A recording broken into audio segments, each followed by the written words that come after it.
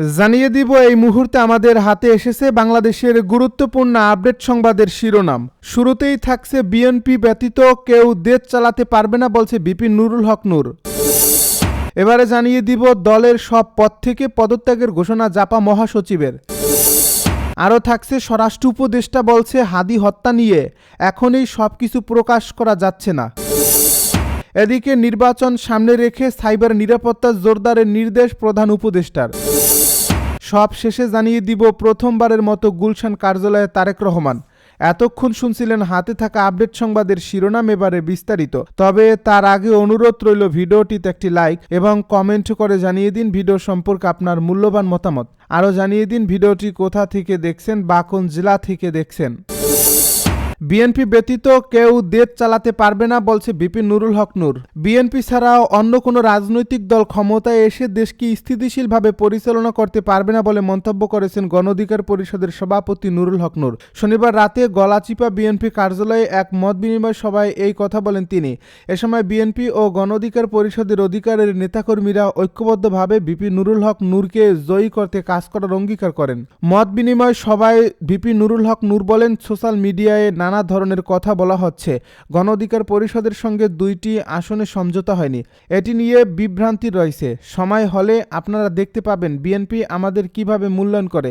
আমরা সবাই তারেক রহমানকে চিনি এবং জানি তিনি কথা দিলে কথা রাখেন। তার সঙ্গে আমাদের যে কমিটমেন্ট হয়েছে তা আমরা প্রকাশ্যে বলবো না। তিনি আরও বলেন, দীর্ঘ আন্দোলন সংগ্রামের মধ্য দিয়ে বিএনপির শীর্ষ নেতৃত্ব থেকে শুরু করে তৃণমূল পর্যন্ত আমাদের আন্তরিক সম্পর্ক তৈরি হয়েছে। আগামীতে একটি নির্বাচিত সরকার এলেও কিছু অরাজনৈতিক প্ল্যাটফর্ম দেশকে অস্থিতিশীল করার জন্য নানা আন্দোলন সৃষ্টি করতে পারে, এতে রাষ্ট্র গভীর সংকটে পড়বে। নূর আরও বলেন, কিছুদিন আগে আমাদের আন্দোলনের একজন সাহসী সৈনিক ওসমান হাদিকে প্রকাশ্যে দিবালোকে গুলি করে হত্যা করা হয়েছে। এই হত্যাকাণ্ডের প্রতিবাদে সারা দেশের মানুষ ক্ষুব্ধ হয়ে ওঠে।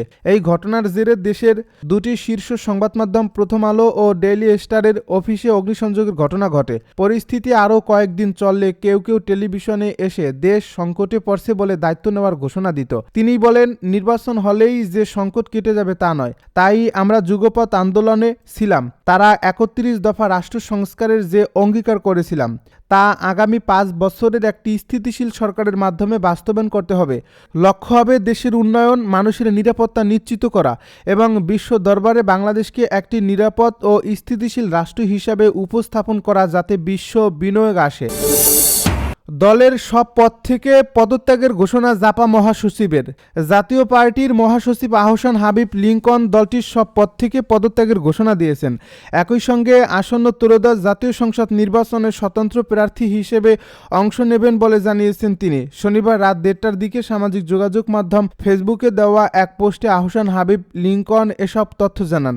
রাত 1টার কিছু সময় পর ফেসবুকে দেওয়া পোস্টে নিজের একটি ছবি যুক্ত করে আহসান হাবিব লিংকন লেখেন, স্বপ্ন ছিল আমার সততা, নিষ্ঠা ও দেশপ্রেম দিয়ে সারা জীবনের অর্জিত সুনাম সুখ্যাত নিয়ে নিজের অর্জিত মেধা ও যোগ্যতা দিয়ে বাকি জীবনটুকু শহীদ জিয়া এবং দেশমাতা বেগম খালেদা জিয়ার সুযোগ্য সন্তান বিএনপির ভারপ্রাপ্ত চেয়ারম্যান তারেক রহমানের ঘোষিত 31 দফা ও দেশ পরিচালনার অবদান রাখব।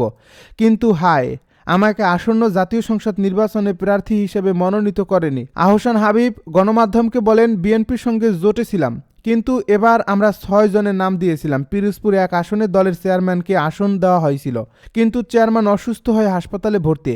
চেয়ারম্যান নির্বাচন করবেন না। অনেক ছোট ছোট দলকে 3টা 4টা করে আসন দেওয়া হয়েছে, সেখানে আমাদের অবজ্ঞা করা হয়েছে। তিনি আরও বলেন, দলের চেয়ারম্যানের কাছে পদত্যাগপত্র পাঠাবো। একই সঙ্গে স্বতন্ত্র প্রার্থী হিসেবে নির্বাচন করতে আজ মনোনয়নপত্র সংগ্রহ করব। হাদিকে হত্যা নিয়ে এখনই সবকিছু প্রকাশ করা যাচ্ছে না বলছে স্বরাষ্ট্র উপদেষ্টা। তদন্তের স্বার্থে এবং প্রকৃত অপরাধী ও মদতকারীদের শনাক্তকরণের জন্য এখনই শরীফ ওসমান হাদি হত্যাকাণ্ডের সবকিছু প্রকাশ করা যাচ্ছে না বলে জানিয়েছেন স্বরাষ্ট্র উপদেষ্টা লেফটেন্যান্ট জেনারেল মোহাম্মদ জাহাঙ্গীর আলম চৌধুরী।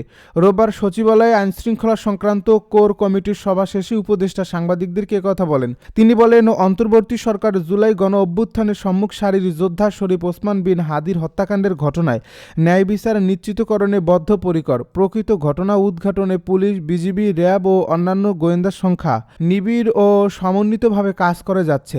উপদেষ্টা বলেন, এ হত্যাকাণ্ডের তদন্তে যথেষ্ট অগ্রগতি সাধিত হয়েছে। তদন্তের স্বার্থে এবং প্রকৃত অপরাধী ও মদতকারীদের শনাক্তকরণের জন্য এখনই সবকিছু প্রকাশ করা যাচ্ছে না।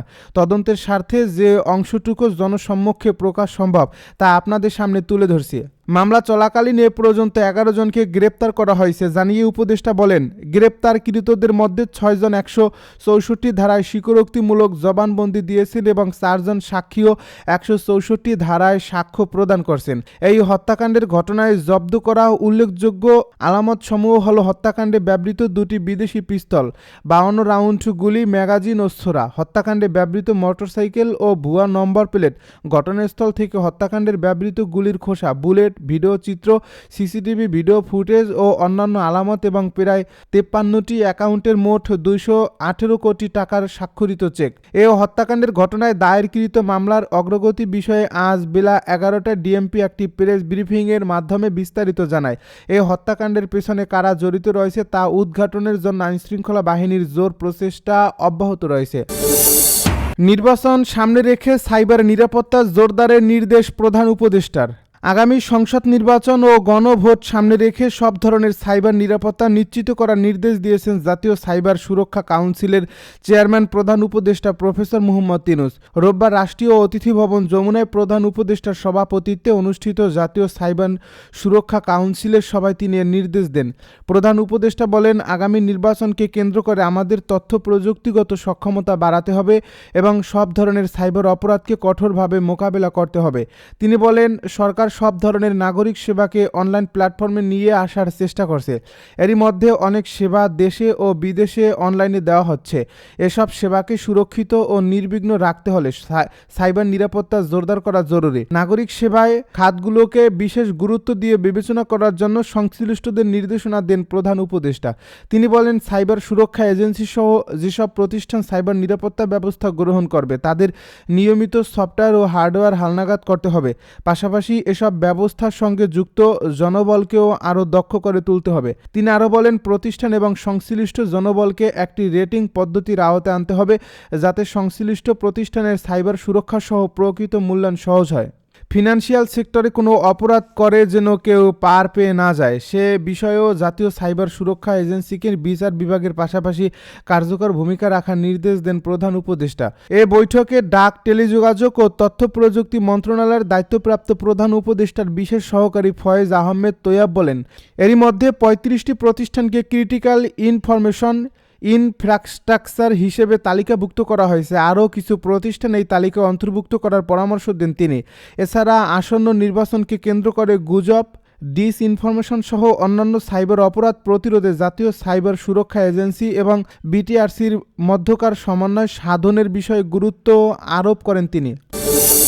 প্রথমবারের মতো গুলশান কার্যালয়ে তারেক রহমান। বিএনপির ভারপ্রাপ্ত চেয়ারম্যান তারেক রহমান প্রথমবারের মতো রাজধানীর গুলশানে দলটির চেয়ারপারসনের রাজনৈতিক কার্যালয়ে গিয়েছেন। রোববার দুপুর 1:43 তিনি গুলশানের ওই কার্যালয়ে পৌঁছান। এ সময় দলটির শীর্ষ নেতারা তাকে স্বাগত জানান।